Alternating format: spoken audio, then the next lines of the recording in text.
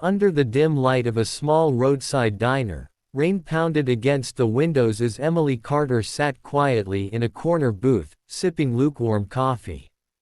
She looked like any other traveler, her dark hoodie pulled low, a small backpack beside her, and a calm expression that revealed nothing.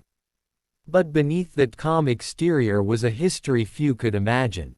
Emily wasn't just any woman, she was a former Navy SEAL, one of the few who had gone through the brutal training, survived multiple covert missions, and disappeared into civilian life. She wanted peace, anonymity, and a life far from the chaos she once knew. But peace has a strange way of attracting storms, and tonight, her past was about to collide with her present. The door swung open. 3 men entered, dripping wet, loud, and aggressive. Locals at the diner recognized them instantly, petty criminals who ruled the nearby highway, robbing travelers and threatening business owners. Their leader, Vince, had a cruel smirk plastered across his face as he scanned the diner. His eyes landed on Emily. "New face," he muttered. He swaggered over, his boots squeaking on the floor. "You lost, sweetheart." Emily didn't respond. She simply took another sip of coffee, her gaze calm and steady. Vince didn't like that. "Hey, I'm talking to you," he barked, slamming his palm on the table. The noise drew everyone's attention. Emily finally looked up, her voice low but firm. "You should walk away." Vince laughed, glancing back at his men. "You hear that? She's got guts. I like that." He leaned closer, his tone turning dark. "But around here, you don't tell me what to do."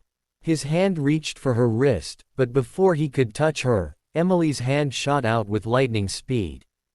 In one motion, she twisted his wrist and slammed his hand onto the table. The sound of bone popping echoed in the diner. Vince screamed, stumbling back, clutching his arm.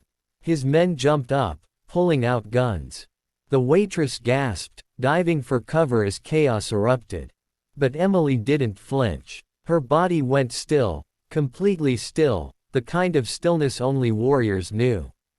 Every muscle, every breath, every heartbeat slowed as her instincts took over. "You really don't want to do this," she said quietly. One of the men, a tall one with a scar down his cheek, raised his gun. "Oh, I think we do." The moment froze. And then, in less than a second, Emily moved. Her coffee mug flew through the air, smashing into the man's wrist, knocking the gun away. She lunged across the booth, slamming him against the counter. The gun fired once into the ceiling. Another man tried to grab her from behind, but she rolled under his arm, caught his elbow, and drove it backward, disarming and disabling him in one move. Within 10 seconds, 2 of the 3 men were on the ground groaning in pain. The last one, Vince, was shaking, his gun trembling as he pointed it at her. You don't know who you're messing with," he stammered. Emily took a step closer. "Neither do you." Vince's hands shook harder. "Don't move. I'll shoot." She took another step. "You won't." "I will," he yelled, pressing the gun against her forehead.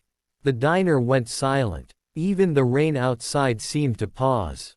Emily stared at him, her breathing calm, her eyes locked on his. "If you were going to shoot," she said, "you'd have done it already."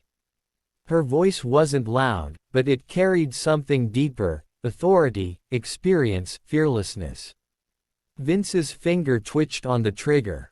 In one motion too fast to follow, Emily grabbed the barrel of the gun, twisted, and struck him in the chest with her elbow. The gun fell. She caught it mid-air, spun it in her hand, and aimed it right back at him. Vince froze, panting. Emily leaned in close, her voice like steel. "Next time you threaten someone," she said, "make sure they're not trained to kill silently." Vince dropped to his knees, hands raised. The diner staff stared in disbelief. Emily placed the gun on the counter and slid it away. "Call the police," she told the manager softly. "Tell them you've got 3 men wanted for armed robbery." And tell them they'll need an ambulance." Without another word, she picked up her backpack and walked out into the rain. The storm had stopped. The air smelled like freedom, but also memory, the kind of memory that never leaves soldiers who've seen too much. As she walked down the dark road, a black SUV pulled up beside her. The window rolled down. A man in a suit leaned out. "Lieutenant Carter," he said, his tone serious. "We've been looking for you." Emily stopped, eyes narrowing. "I told you, I'm done." "I know," the man replied, "but we need you back. There's a situation, one only you can handle." She sighed, rain dripping from her hood. "There's always a situation. This one's different," he said. "It's personal." Emily turned her gaze toward the horizon. Thunder rumbled in the distance again. She looked back at him. "Fine. One last mission." The SUV door opened. She climbed in. The vehicle drove off into the night, its taillights fading into the storm as the screen faded to black. A voiceover echoed. "They thought they could threaten her. They forgot. Once a SEAL, always a SEAL." And then, as the rain washed over the empty road, the story of Emily Carter, Navy SEAL, survivor, and silent warrior, continued into the unknown. Please like, share, comment, and subscribe to our channel History of States for more incredible true stories of courage, resilience, and the human spirit.